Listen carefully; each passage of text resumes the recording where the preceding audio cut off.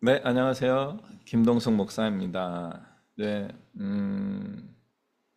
네 번째로 기독교 코칭과 기독교 교육 이런 관계성에 관해서 어, 그, 이 실시간으로 하는 녹화 중인데요. 지금 한 분이 들어오셨습니다. 음, 실시간으로 하면서 이제 줌으로 들어오시면은 대화를 하는데 온라인으로 페이스북으로 송출하는 걸 아직 연습을 못 해가지고 아직 못 보내고 있습니다. 네, 목사님 반갑습니다. 예, 반갑습니다. 안녕하십니까? 네. 예, 목사님이 저희 최대 게스트이십니다. 아이, 감사합니다. 또 예, 최대도 듣고, 방금 다른 분이 한 분 들어오셨다가 인사만 하고 예, 가셨어요.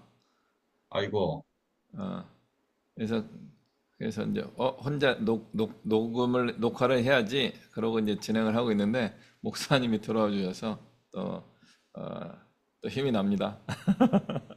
아이, 감사합니다. 네. 한 주간 어떻게 지내셨어요? 아, 예, 저기, 현지인 목회자 세미나 준비하느라고 그냥 쭉 그거 하고 있었죠. 아, 그렇군요. 예, 그 준비하시면서 뭐 가장 즐거웠던 거라든가 좋았던 그런 게 좀 있었나요? 예, 예. 어, 뭐 제가 감정 표현이 좀 익숙지 않아가지고, 그냥 그렇죠, 뭐. 그냥 순조로 왔습니다. 아, 네. 네, 네. 지금 이게 이제 녹화가 되는데 그 녹화 좀 예, 진행해도 괜찮겠죠? 예. 네.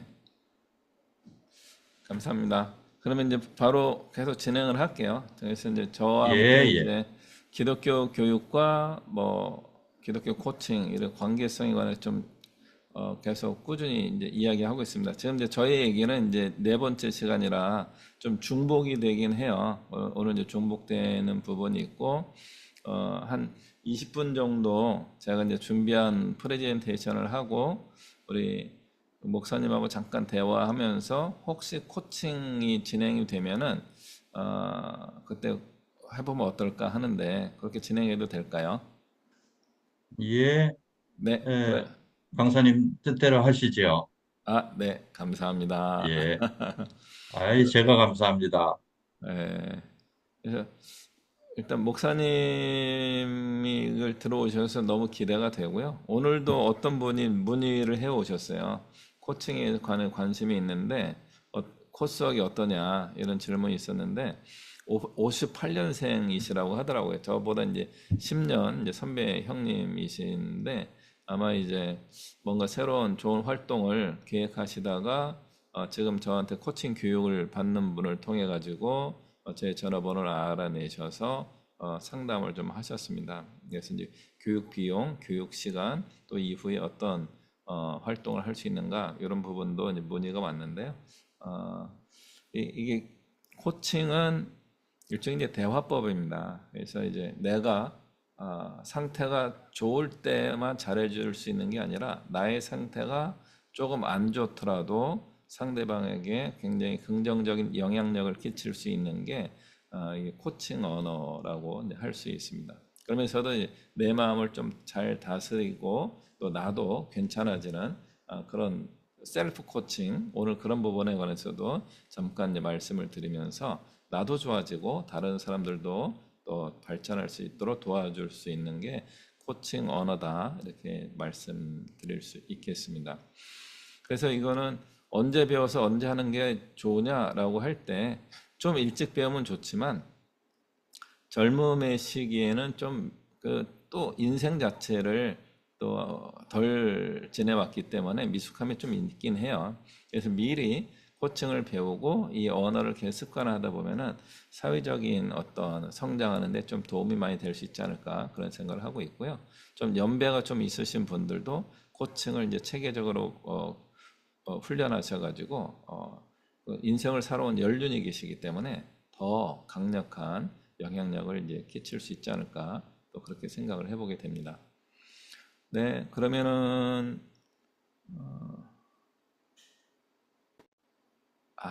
다시요.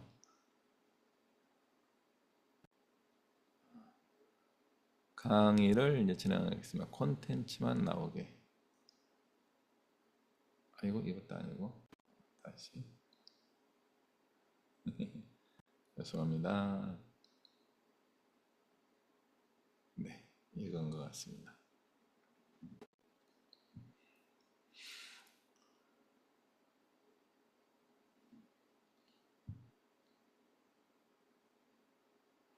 오늘 여러분하고 이제 나눌 이야기는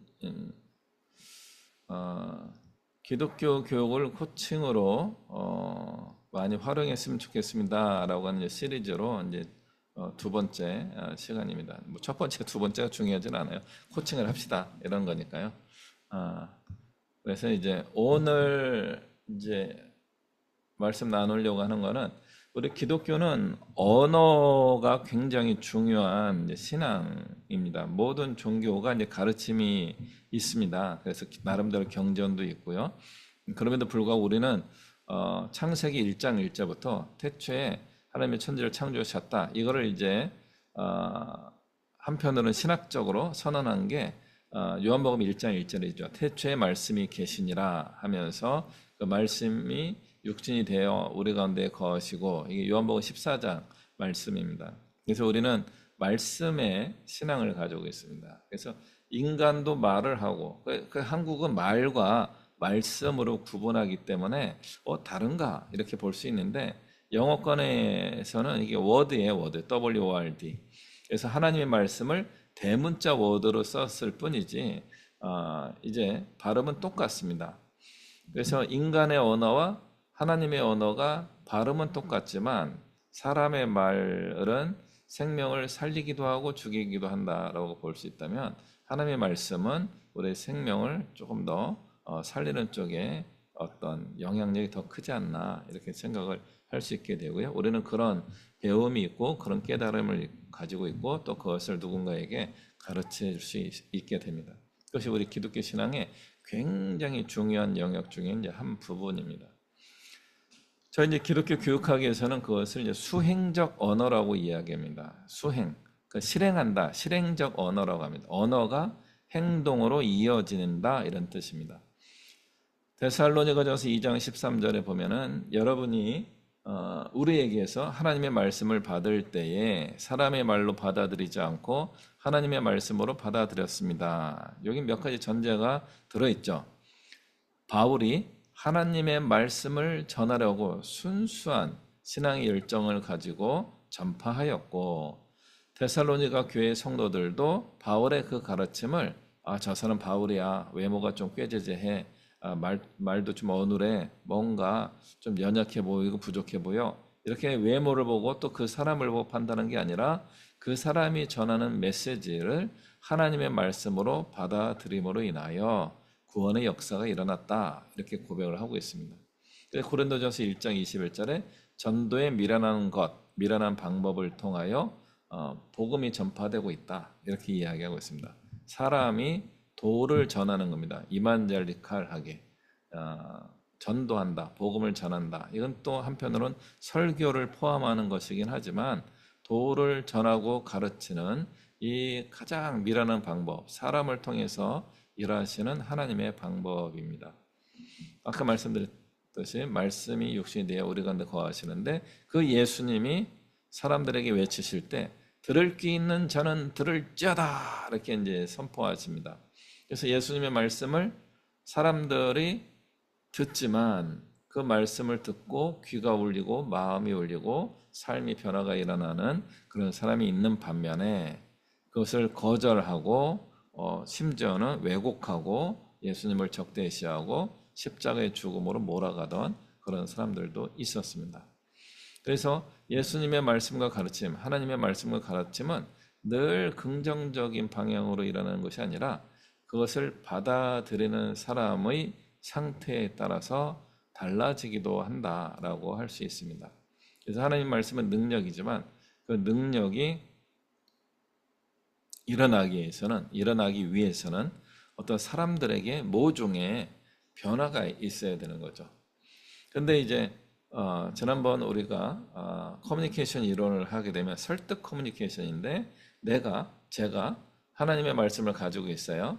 그리고 그 말씀을 누군가에게 규범적으로 이렇게 살아야지 구원을 받습니다. 이렇게 살아야지 복을 받습니다.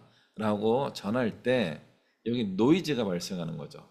그러니까 저의 외모라든가 저를 그동안 봐왔던 사람들의 편견 혹은 오해 혹은 진실 이런 것들로 인하여서 방해를 받게 됩니다. 하나님의 메시지가 오염되는 거죠. 그리고 오염된 그것이 그 사람에게 수용될 때 그 사람도 온전한 사람이 아니죠. 뭔가 욕심이 있고 죄악에 빠져 있기도 하고 좀 시험에 들었고 환경의 어려움으로 고민하고 있는 그런 여러 가지 조건들에 의해서 노이즈가 발생합니다. 그래서 잘 안 들리죠. 잘 안 들리고 어떨 때는 막 좋은 얘기 해주는데 화를 내기도 하고 어떨 때는 너무 공감하는 듯이 울고 슬피 울다가 갑자기 마음이 편해졌어요. 그냥 가버리기도 하고 다양한 일들이 일어나게 됩니다.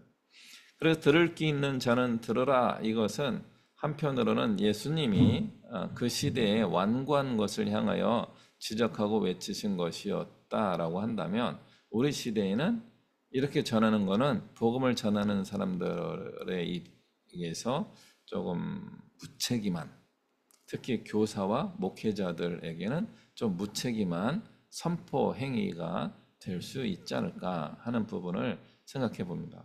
왜냐하면 이미 우리에게 선포되는 그 말씀이 왜곡되어 나갈 때가 있거든요. 그래서 나의 메시지가 왜곡된 채로 나가지 않도록 하는 이 훈련이 굉장히 필요합니다.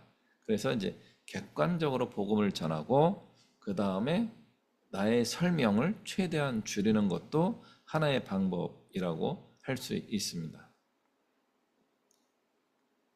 그래서 말을 잘한다 하는 이런 것에 대하여 저희 때는 아니에요. 저희 이제 부모님 세대에 이런 이야기가 있었던 것 같습니다. 말 잘하는 사람들은 빨갱이 아니면 예수쟁이다. 이런 이제 이야기들이 옛날에 있었대요. 언제겠어요? 우리나라 이제 해방 직후죠.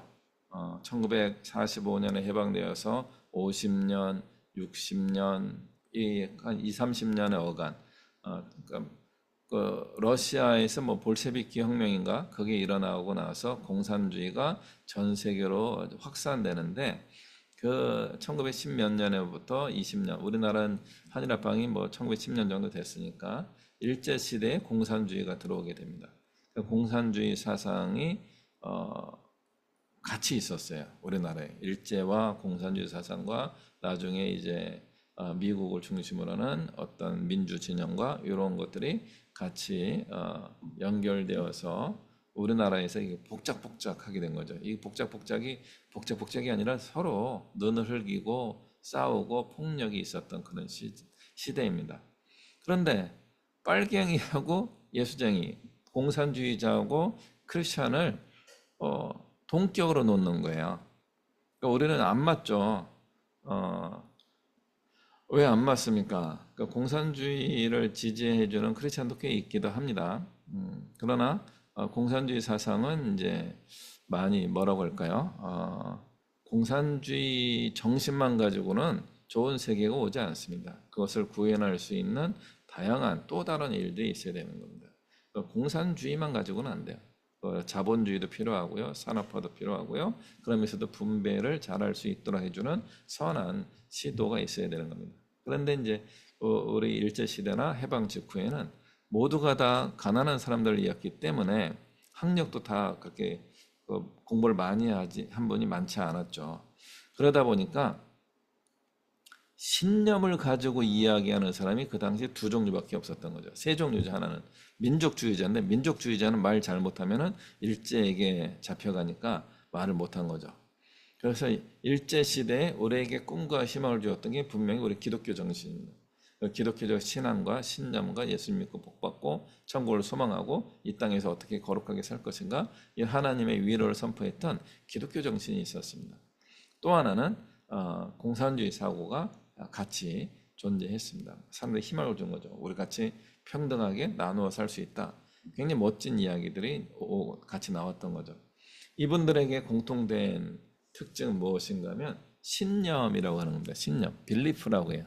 영어에서 이제 우리 신앙을 페이스라고 하는 신앙을 이야기할 때 대부분 빌리프와 트러스트 이 두 가지로 신앙을 설명하게 됩니다. 그래서 트러스트는 좀 의존적인 하나님을 의지하고 붙들고 하나님 도와주세요 기도하는 그런 신앙이라고 한다면은 신념이라고도 번역할 수 있는 신앙, 빌리프라고 하는 믿음의 신앙은 뭐냐면은 나는 믿습니다, 나는 믿습니다, 믿습니다 이렇게 계속 고백을 하잖아요. 그러니까 논리적이고 어떤 확신에 있는 그런 주장을 하는 게 이게 빌리프 신앙의 자세입니다. 이거는요 신념이에요. 신념. 나는 꼭 이렇게만 믿겠다라고 고백하는 겁니다. 이 신념의 원칙을 가지고 있는 사람들이 말을 적극적으로 합니다. 늘 그 원칙의 기준을 따라서 말을 하기 때문에 그렇습니다. 그래서 우리 기독교 신앙이 신념의 측면이 분명히 있습니다. 근데 또 하나는 이 신념에 기반해서 행동으로 이어지게 되고요. 의존적 신뢰의 신앙에 의해서 행동이 이어지기도 합니다. 우리 이런 행동하는 신앙으로 갈 때 신념으로 행동하는 게 좋습니까? 신뢰하는 마음으로 행동하는 게 좋습니까? 둘 다가 필요한 거죠. 그래서 이제 우리 신앙을 이런 식으로 말을 잘하는 쪽의 신앙은 그럼 어느 쪽이겠어요? 빌리프, 신념적 신앙인 겁니다. 신뢰적 신앙은 말을 좀 적게 하죠. 하나님을 의지하는데 내 얘기보다는 하나님의 말씀을 들으려고 하는 경향이 많이 있죠. 그래서 신념적 신앙을 가지고 있는 분들이 신뢰의 신앙을 가지고 있는 분들을 이끌어갈 때가 많이 있는 거죠. 그러나 반대의 상황이 오면 어떻게 될까요?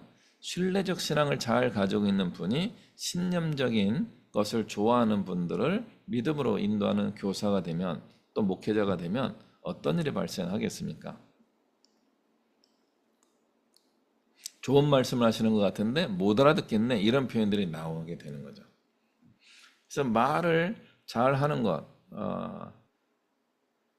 이것이 신념을 키우는 신앙입니다. 그래서 우리는 교리 공부도 열심히 해야 되는 거죠. 세례 문답, 학습 문답 이런 교리적 신앙 고백을 우리는 주로 어릴 때부터 신앙 교육을 많이 하게 되어 있습니다. 지난주에 말씀드린 것처럼 답정 너야. 답은 정해졌으니까 너는 이것만 이야기해야 돼. 그런데 그렇게 이야기하는 교리적인 신앙이 어떤 문제가 됩니까? 교리를 잘못 만든 경우가 있는 거죠. 성경 말씀은 다 옳은 말씀이라고 하지만 그 성경 말씀에 근거해서 사람들이 체계적으로 무엇인가를 세워놨을 때 그게 잘 안 맞는 부분이 발생하는 거죠.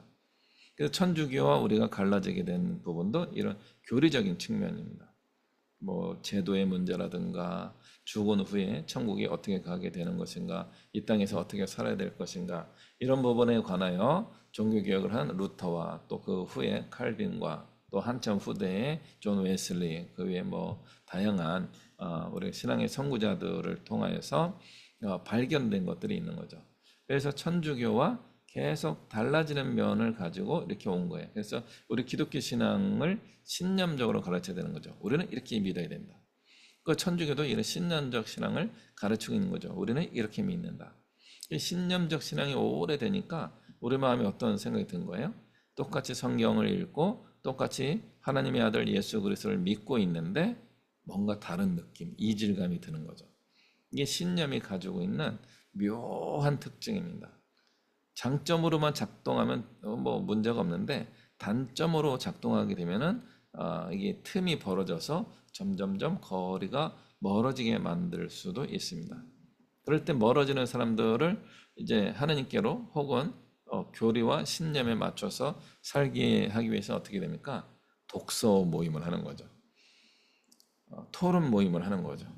또는 기도회를 하는 거죠. 그리고 어떨 때는 학술 대회도 하고 논쟁도 하고 막 설득도 하고 안 될 때는 데모도 하고 막 이런 일로 넘어가게 됩니다. 그러니까 신념이라고 하는 것은 굉장히 중요한 우리 신앙의 요소 중에 하나인데도 불구하고 조금만 더 깊이 생각하면은 쉽지 않은 복잡한 그런 겁니다. 우리 개신교 안에서도 장로교 신도 성도들과 감리교 성도들이 또 달라요. 또 순복음교회 성도들이 또 달라요. 체험을 중시하는 신앙이 있고 말씀을 이성적으로 생각하는 그런 신앙이 있고 하나님의 말씀을 알았으면 사회적으로 그것을 실천해야 된다 하는 신앙이 있습니다. 이 세 가지가 골고루 균형을 이루면 좋은데 그게 쉽지는 않은 것 같습니다. 우리가 다 하기는 쉽지는 않아요. 그럼에도 불구하고 교회에서는 그런 신앙을 늘 가르치는 언어적 교육을 하고 있습니다. 체험적 신앙을 강조해도 언어로서 체험으로 가도록 이끌게 되고요. 사회적 참여를 가르치는 신앙도 언어적인 방법으로 교육을 통해서 무엇인가를 기도하게 됩니다. 그리고 이제 이성적, 신념적 신앙을 가지고 있는 우리도 말씀을 체계적으로 연구하는 것을 통해서 이 신념을 더욱더 내면화하는 그런 시도를 하게 됩니다. 그래서 여러분이 가지고 있는 그런 언어는요, 굉장히 중요한 도구입니다. 학자들도 그렇고 이 부분을 많이 이야기하는데 우리 기독교 교육은 교회 교육, 신앙 교육은 거의 90% 이상이 언어로 된 게 아닐까 그런 생각을 해보게 됩니다.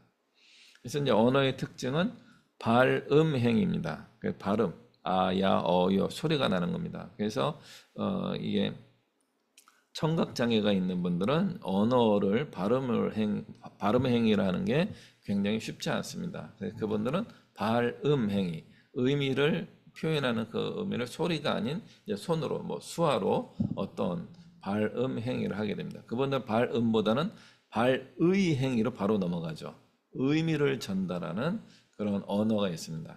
그래서 아, 야, 어, 야, 뭐 그런 식으로 소리가 나다가 아이쿠 하면 어떻게 됩니까? 발음 행위이긴 하지만 아이쿠는 뭔가 미닝이 들어가 있죠. 무슨 일이 있나? 이렇게 쳐다보게 만드는 의미, 발의 행위가 있는 거죠. 갑자기 힘들어요. 뭐가 떨어졌네? 깜짝 놀랐어요. 뭐 이런 식의 의미를 표현하는 언어들이 있습니다. 그래, 아기 때 엄마 아빠가 제일 좋아하는 발의 행위는 뭐겠어요? 발음 행위만 무쩌쩌쩌 하면서 옹알이 하던 그 아기가 엄마, 아빠 하는 순간 뭐 기절합니다. 엄마 아빠들은. 이게 발의 행위로 본 거예요. 사실 아기들은 발의 행위는 아니에요. 자꾸 뭐 시켜가지고 되나 안 되나 해본 거죠. 엄마 해보고 아빠 하면서 소리 내본 건데 당사자들은 막 엄마들은 막 너무 좋아하고 아빠들은 뭐 거의 뭐 환상적인 그런 마음이 들기도 합니다. 그렇게 언어는 이제 점차 그럼 이제 아이가 보는 거죠. 아빠라고 하면 저 사람이 좋아하고 엄마라고 하면 이 사람이 좋아하는구나 하면서 의미를 발견하면서 발의 행위를 하기 시작하게 됩니다. 배고파요. 응가했어요. 오늘 더우니까 시원하게 해주세요. 재워주세요. 그런 발의 행위를 발음만 가지고 안 되다가 이제 적당한 언어를 구사하면서 하게 됩니다. 그러면 어떻게 되는가요? 언어가 의미를 갖게 되는 순간 이제는 상대방을 움직이게 하는 발동 언어를 구현하기 시작합니다. 엄마, 그러니까 아기가 응애 하고 오는 건 뭐예요? 몰라요. 졸립다는 건지 배고프다는 건지 응가를 했다는 건지 알 수가 없습니다. 그런데 어느 날 애가 얘기해요. 엄마 쉬. 그래. 얼른 가자. 그러면서 이제 기저귀 단계를 넘긴 아이들에게 어떤 행동을 유발하는 엄마에게 엄마 맘마 그런 맘마를 갖다 먹을 거 갖다 주고 이런 발동 행위가 일어나게 되는 겁니다. 내가 발의 행위를 해가지고 상대방을 움직이게 하는 거죠. 이런 것들이 교육이 아니라 일상에서의 의사소통입니다. 일상에서의 의사소통인데 교육에서의 의사소통 어떻게 해야 되나? 이 교육에서의 의사소통 발동 행위는 어떤 의미를 좀 보여줄 수 있을까요? 교육에서의 의사소통 행위는 내가 뭔가를 가르쳤는데 이 사람이 이 가르침대로 할 것인가 안 할 것인가 이걸 두고 보는 겁니다. 그래서 즉시 예스의 대답을 원할 때가 많이 있죠. 빨리 예라고 대답을 해.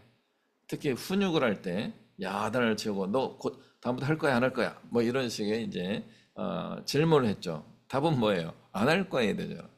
아니면 다음부터 열심히 하겠습니다. 원하는 답이 뭔가 있는 거죠. 이게 즉시 답이 나오는 경우가 있는데 답이 즉시 나오지 않고 점진적으로 나오는 경우도 있죠. 오늘은 노를 이야기했지만 다음에는 예스로 해볼까? 아니면 나는 아직 예스든 노든 아직 선택을 못했어. 언제 할까? 뭐가 좋을까? 고민하면서 자기가 선택할 수도 있는 거죠. 많은 내면의 작동이 있을 겁니다. 혹은 예스에서 오랜 시간이 지나면서 노로 바뀌는 겁니다. 옛날엔 노 하면서 살았던 분이 어느 날 예스로 바뀌기도 하는 겁니다. 그럼 그거는 퇴보한 겁니까? 발전한 겁니까? 그 상황에 따라 다르죠. 그래서 신앙은 이런 설득의 요소들이 있는데 아까 말씀드렸던 이제 우리 커뮤니케이션, 교육, 언어 기반입니다. 발음행위, 발의행위, 그다음에 발동행위, 상대방에게 영향을 주는 언어인데 신앙교육은 언제 발현되는가, 발동행위가 언제 이루어지는가, 즉시 이루어진 경우가 가끔 있습니다. 베드로와 바울이 즉시 한 경우가 좀 있죠. 다마스쿠스, 다메섹에서 바울이 예수님을 만나고 이분이 사흘 만에 복음을 전해요. 사흘 동안 눈이 안 보였다가 눈이 밝아진 이후에 막 복음을 전합니다. 전혀 안 바뀌는 분들이 있죠. 바리새파 사람들, 사두개파 사람들 안 바뀝니다. 예수님을 십자가 못 박아 죽이는 악한 선택으로 반대 행위로 가는 거죠. 예수님 말씀 듣고 나중에 변하는 사람이 있죠. 부자 청년일 것으로 여겨지는 아리마대 사람 요셉입니다. 이분이 갑자기 예수님 돌아가셨을 때 목숨을 걸고 예수님께 무덤을 제공하게 됩니다. 마가는요, 바울과 외삼촌일 거죠. 바나바와 함께 전도여행 갔다가 도망가는 거죠. 못 해먹겠어. 죽을 것 같아요. 힘들어요. 하고 도망가고 바울도 화가 나고 저놈의 자식하고는 같이 안 갈 거야. 막 이런 식으로 바나바와 바울이 갈등할 정도의 아주 폭탄과 같은 폭탄이 아니라 지뢰와 같은 그런 사람이었는데 마가가 나중에는 바뀌었죠. 바울이 디모데 후서인가에 거기에서 마가는 나에게 유익하니 저를 데리고 와라. 이런 표현을 하게 됩니다. 그래서 사람들의 변화는 이런 교육의 효과는 언제 나올지 사실은 잘 모릅니다. 특히 신앙 안에서의 변화는 훨씬 더 모릅니다. 또 다른 문제가 있습니다. 우리 이제 교사, 말하는 사람도 인생이 복잡해요. 우리 목사님들도 인생이 복잡해요. 저도 인생이 복잡해요. 그런데 오늘 나와서 웃는 얼굴로 이렇게 얘기하고 있잖아요. 제 얼굴이 원래 약간 웃상이에요. 웃상이다 보니까 사람들이 저 사람은 늘 평안하게 사나 보다, 부유한가 보다, 인생에 고난이 없어가지고 늘 저런 얼굴로 평안하게 저딴 얘기는 하지, 뭐 이렇게 생각하시는 분들이 자주 계셔요. 그러나 저도 여기 나오는 여성처럼 머리가 어마어마하게 복잡합니다. 와. 그런데도 하나님의 말씀을 전해야 되는 게 저의 사명인 거죠. 저는 그래서 예레미야 마음이 막 와닿아요. 신대원 준비하다가 잘 안 되긴 했지만 그때 암송했던 내가 다시는 여호와의 이름으로 선포하지 않으리라 다짐을 해도 내 중심에 불 붙는 것 같아서 견딜 수 없어서 참을 수 없어서 하나님의 말씀을 선포합니다. 이게 말하는 사람들의 이제 상황이 이렇게 있고요. 듣는 사람들 상황도 알 수 없어요. 다양해요. 굉장히 다양한 거죠. 어떤 사람 마음이 평안한 분도 있고 즐거운 분이 있고 대박이 난 분이 있고 인생의 지금 골짜기를 걸어가고 정말 죽고 싶다 하는 마음으로 계신 분들이 있는 거죠. 그런 다양한 변수에서 내가 복음을 전하는 게 무슨 의미가 있겠습니까? 그래서 우리 코칭에서는 일단 교사 혹은 우리 목사, 또 교회 장로님, 집사님, 권사님들부터 마음을 다스리는 연습을 이제 코칭을 통해서 할 필요가 있겠다 하는 말씀을 드리게 됩니다.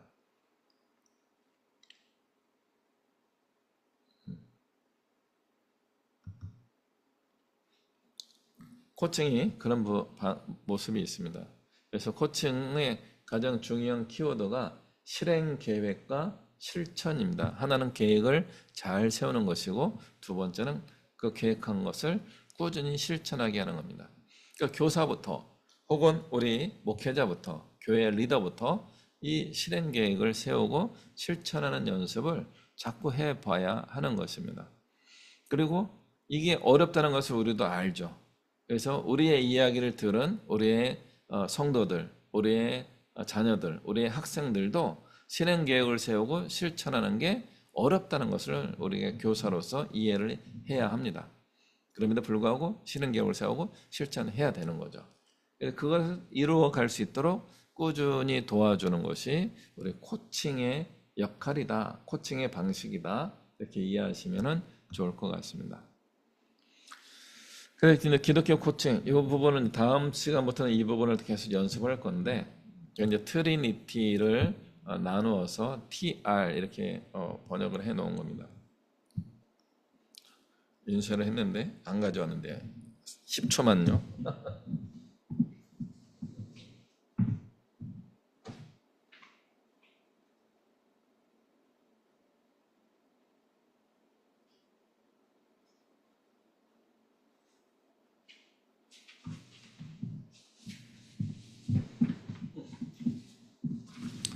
네.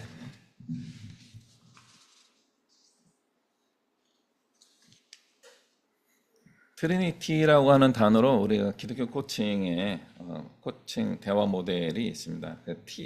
트러스트입니다. 신뢰. 교사와 우리 학생들이 만났을 때 신뢰가 형성되어야 합니다. 교회 안에서 목사님과 우리 성도가 신뢰 관계가 형성되어야 됩니다. 교회 안에서 성도들 사이에 신뢰 관계가 형성되어야 합니다. 그래서 신뢰 관계를 형성하는 그런 대화법이 있어요. 그 대화의 이제 첫 번째 방식이 뭐냐면은 제가 오늘 우리 김인서 목사님 들어오셨을 때 초반에 드렸던 그런 질문이 라포 형성을 위한 좋은 이제 대화 모델 중에 하나인 겁니다. 지난 한 주간 행복한 일이 있으셨을 것 같은데요. 그 중에 한 가지만 꼽아본다면 어떤 게 있나요? 이런 질문하는 거예요. 그 좋은 기억을 생각나게 하는 겁니다.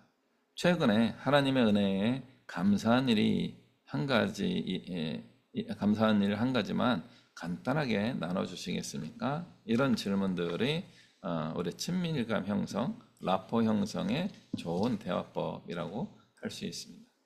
두 번째는 리얼리티입니다. 현실 인식하는 거죠.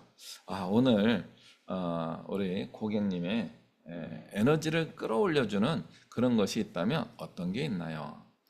우리 김인수 목사님께 힘이 되는 일이 어떤 게 있었나요? 이런 질문을 아까 제가 드렸던 거죠. 우리 이제 목사님이 이제 초반에 너무 훅 들어와가지고 조심스럽게 대답을 잘 해주셨습니다. 그러면서 교사가 자기를 대면하고 학생을 관찰하고 또 학생이 자기 자신을 발견할 수 있도록 교육 과정에서 이런 대화를 시도해 볼 수 있어야 되는 겁니다. 세 번째죠. I입니다. I는 아이덴티티입니다. 정체성 확인하는 겁니다. 오늘 구체적인 어떤 이야기를 해볼까요? 아까는 이제 우리 김인수 목사님은 거기까지 안 갔는데 어떤 이야기를 할까요? 성경 공부는요, 이게 좀 더 도움이 되는 거죠. 성경 말씀이 이미 교재를 가지고 공부를 했잖아요. 그러니까 메시지가 있어요. 그러면 질문이 달라지는 거죠. 이 말씀을 가지고 동석이는 어떻게 살아갈 수 있겠니? 이거 한 번만 질문해 보면 되는 거예요. 그러면 리얼리티, 나의 삶에 이 말씀을 적용하기가 너무 힘들 것 같아요. 뭐 예를 들어 이런 대답이 나올 수 있는 거죠. 약간 부정적인 대답이긴 하지만 그럴 수 있어요. 그렇구나. 그러면 왜 그게 어려운지 한 번 더 구체적으로 한번 이야기해 줄 수 있겠니? 하면서 실제 그 학생의 삶의 상황을 한번 같이 경험해 보는 겁니다. 그래서 이 학생은 이런 마음의 어려움, 삶의 고민을 가지고 있구나 이런 생각하는 거죠. 그럼에도 불구하고 N의 뉴 라이프를 한번 생각해 보는 겁니다. 만약 그래도 그 말씀대로 내가 살아가게 되어서 정말 그 말씀이 나의 삶에서 이루어진다면 어떻게 되겠니? 한번 그걸 상상해 볼까? 하면서 긍정적으로 계속 하나님 말씀을 그대로 살아가고자 하는 방향의 대화를 진행해 볼 수도 있습니다.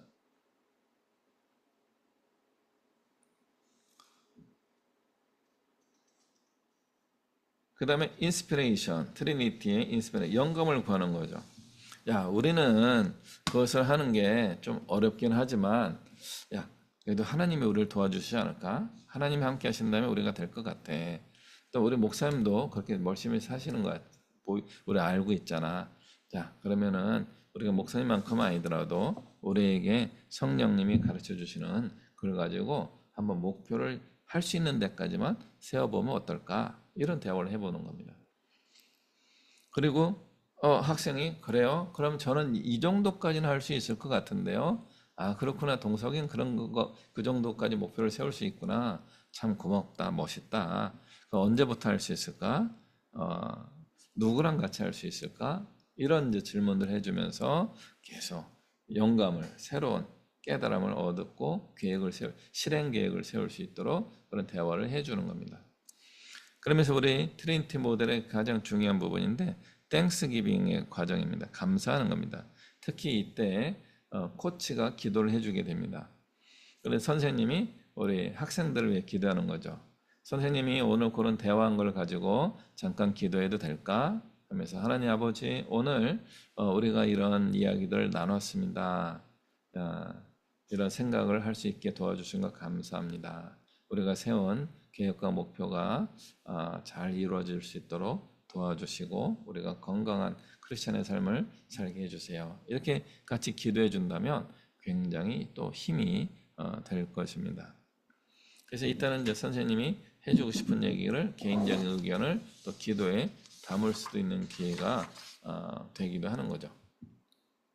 그러면서 이제 마지막으로 이제 교사는 또 자기를 위해서 또 학생은 자기를 위하여 또 교사와 학생이 함께 동역자가 되어서 또 그게 확장되면 어떻게 됩니까? 교회죠. 건강한 교회 공동체가 되고 신앙 공동체가 되고 더 나아가서 사회적 영향력까지도 우리가 발휘할 수 있는 그런 하나님의 일꾼들, 하나님의 군사들, 하나님의 사역자로서 조금씩 성장하며 발전하며 살아갈 수 있게 되지 않을까 하는 겁니다. 그러면 중요한 게 뭐냐면 코칭은 한 번에 딱 해결되는 게 아닙니다. 우리의 신앙이 한 번에 되는 게 아니라 매주마다 이런 코칭적 대화를 지난번과 다르게 조금 패턴은 비슷할 수 있지만 그러나 똑같은 얘기하면 재미가 없거든요. 리프레시 될 수 있을 때 신선한데 좋은데 이러한 적절한 질문을 할 수 있는 준비 또는 어떤 민감성 이런 것들을 계속하면요 훈련이 되면 됩니다. 저도 아주 둔감하고 원칙적으로 뭐 딱 매뉴얼된 몇 가지 얘기하면은 침묵이에요. 다 됐는데 뭐 지키며 살면 되지. 근데 저도 잘 안 되는 거를 안 되는 거죠. 그러니까 바울이 했던 이야기 중에 또 베드로가 고백한 거죠. 우리도 매기 어려운 뭐 그 짐을 우리의 제자들에게 지게 할 수는 없다. 이런 부분이에요. 그래서 교사가 먼저 말씀대로 살려고 노력해야 되는 거고 내가 잘 못 사는 부분, 그 말씀대로 살아가지 못하는 부분을 인정할 수 있고 그래서 학생들의 연약함을 이해할 수 있어야 되는 겁니다. 그럼에도 불구하고 그렇게 못 사는 걸 당연하게 여기면 안 되는 거죠. 다음 단계에 발전한 모습을 추구해야 되는 거죠. 교사도 더욱더 성숙하고 거룩한 삶을 살아가야 되는 거고 그런 모습을 보면서 우리 학생들도 나도 우리 선생님처럼 성장하는 신앙을 가져야 되겠다 하는 그런 모델을 이제 보여줄 수 있어야 될 것입니다. 이런 것들이 이제 셀프 코칭의 영역이다라고 말씀드리고 실제로 이제 교육 과정에서 또 코칭에서도 이 방법 그대로 써야 되는 거고요. 그렇습니다. 그래서 이제 우리 코칭을 한번 연습을 해볼 것 같은데 원하는 모습이 되기 위하여 어떤 목표를 세울 수 있을까요? 진정 원하는 것은 무엇입니까? 이 목표는 하나님의 선하시고 온전하신 뜻을 어떻게 이루도록 할까요? 그것은 당신에게 어떤 이익이 됩니까?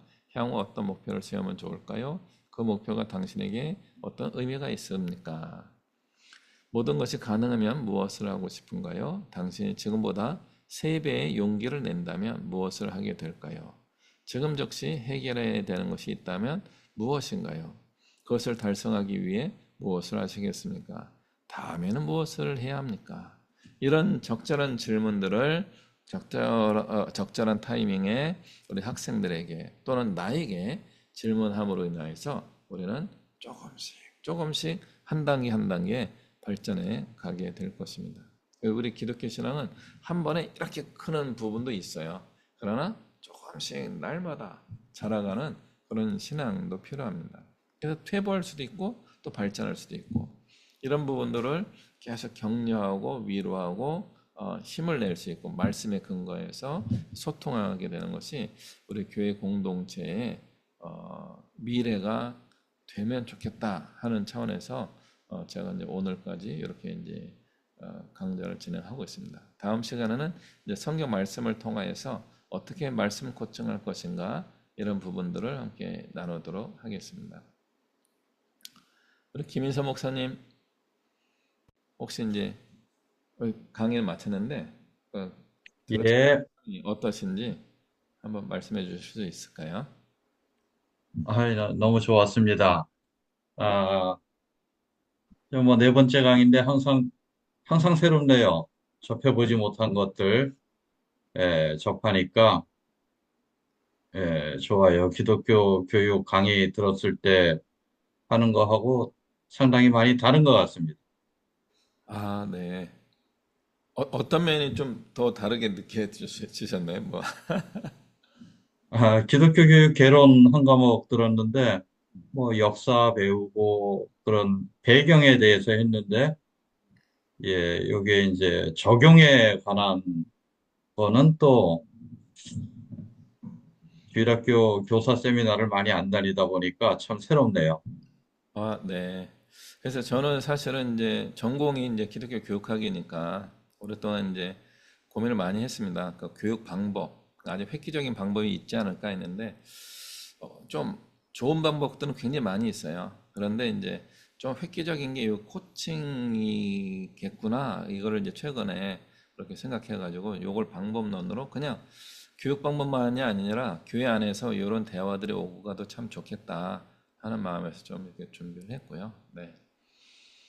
그래서 일반 기독교 교육학에서 하는 내용은 사실 연구를 많이 한 거기 때문에 그 내용들은 다 좋습니다. 이제 문제는 이제 현장으로 이렇게 트랜스퍼라 그럴까요? 이렇게 오는 과정에서 우리 전공자의 언어가 실제 현장의 언어로 이제 바뀌는 부분에서